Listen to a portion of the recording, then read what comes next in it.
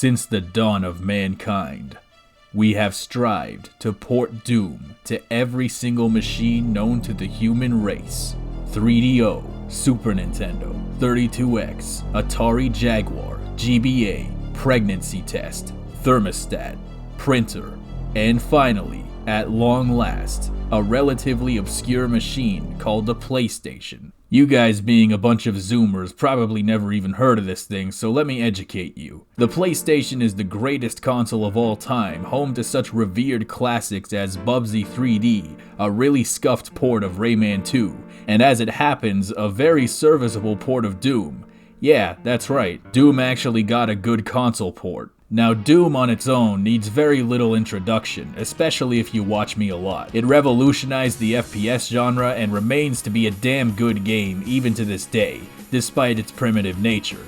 Now, what you gotta understand is that this is first and foremost a PC game, so to play it, you need a PC with a Pentium processor, which, you know, not everybody had, so in the name of money, they started porting the game to every console known to mankind, and they kinda just didn't stop. Even today, this game is getting ported. They put it on Switch, so you can play it wherever. They put it on dishwashers and graphing calculators. There's even a hard drive article that runs Doom. I'm not kidding. You can just play Doom on the hard drive, you don't even need to pay for it. One way or another, every human being has access to Doom now, so you have no excuse if you haven't played it yet. I just wish Elden Ring was optimized that well. In the early days, Doom was basically bleeding edge, meaning that putting it on crappy little game consoles was neither straightforward nor easy. On top of this, you gotta remember that at this time, first-person shooters were still extremely new. I mean, this is literally Doom we're talking about here. FPS games on consoles were even more new. FPS was considered for a while to be a very PC-oriented genre, and even today, I would probably play any FPS on a PC over a console. The point is, nobody really knew how to translate those games into a console environment. Even the controllers themselves were often not adequately designed to accommodate these games, which is not a good look for a genre where pinpoint precision while moving and shooting is critical to the playability. On top of all of this, consoles were rarely powerful enough to run these games at an adequate frame rate, hindering the player's reaction time.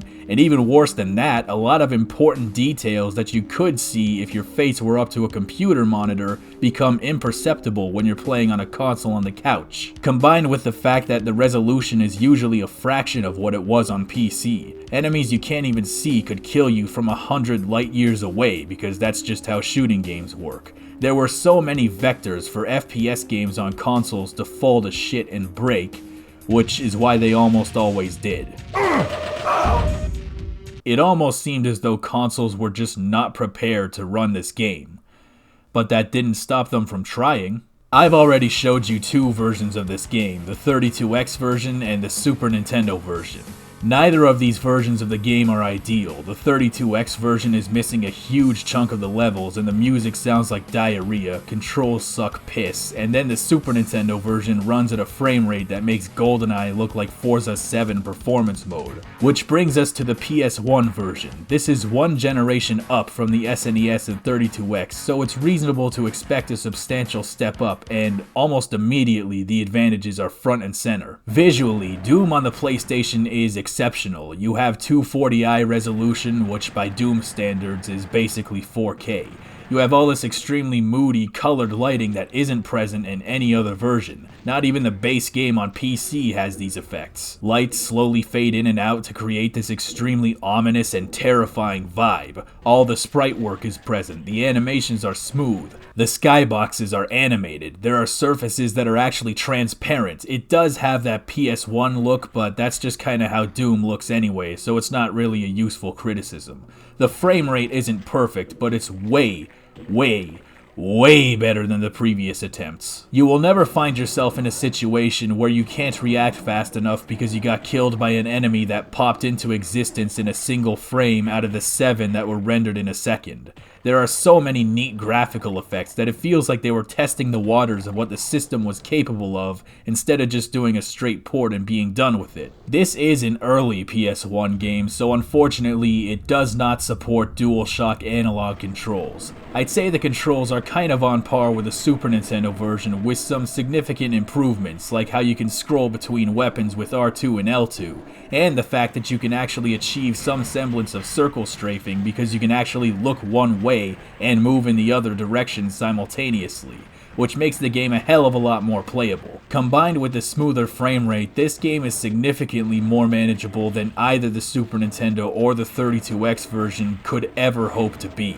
And it's still a damn good game today. This was the playthrough where I finally realized that you should probably punch enemies to death if you can help it, so you can actually have ammo for the big fuckers. No joke, this is a tough game to crack, especially on higher difficulties, but at least you don't have to worry about the controls or the frame rate, and you can worry about what's actually happening in the game. What really makes the PlayStation version of Doom stand out is the atmosphere. Even though Doom 16 and Eternal are a natural evolution of classic Doom as a movement-based FPS game, the attitude is completely different. Classic Doom is not like horror movie where you're the killer, or you're locked in here with me, or whatever. Classic Doom is more like, alright, here's a gun, good luck, bitch. The PS1 version leans into that very hard, trading out the heavy metal guitar riffs for a terrifying, foreboding ambience. Imagine Super Paper Mario if the only song was River Twig's Bed. I mean, are you listening to this? This shit is fucking scary.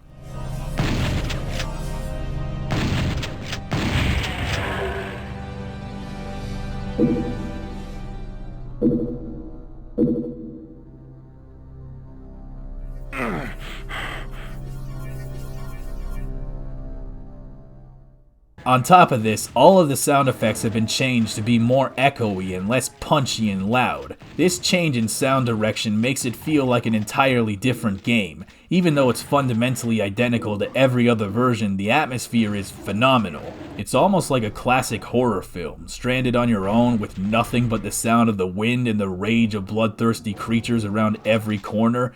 Even more so than the original, Doom on PlayStation feels like certain death every single step of the way. This, combined with the new graphical effects, is what makes this version of the game worth playing today.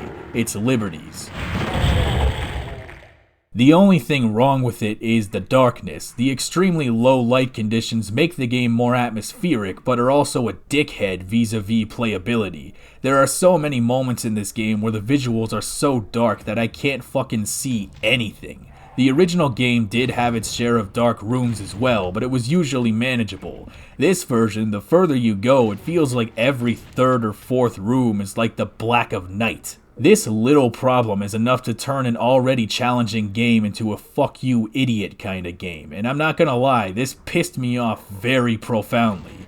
It's not enough that the game is an asshole, but now it's a bitch, and a penis, and a dirty hoe. On top of this, it also makes navigation a real pain in the ass. Doom levels were already very labyrinthine and maze-like, so the game is really pushing its luck with this bullshit.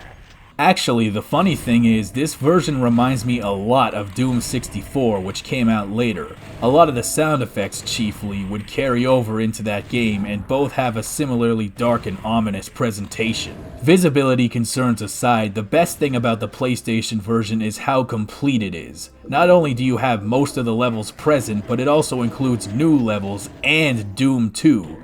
Yeah. This game is really like some kind of definitive collection. There are some reductions in level details in some areas that you'll probably notice if you're very familiar with the original, but it's still a remarkably complete version, and combined with the different art and sound direction, this is the type of port that is definitely worth playing even if you've played the PC version. Compared to every other retro console version I've played, this is easily the best one so far, and one of the more unique interpretations. But that's all the time I have right now. I have to get back to playing Elden Ring on my PC, for which it is very poorly optimized. Thank you for watching.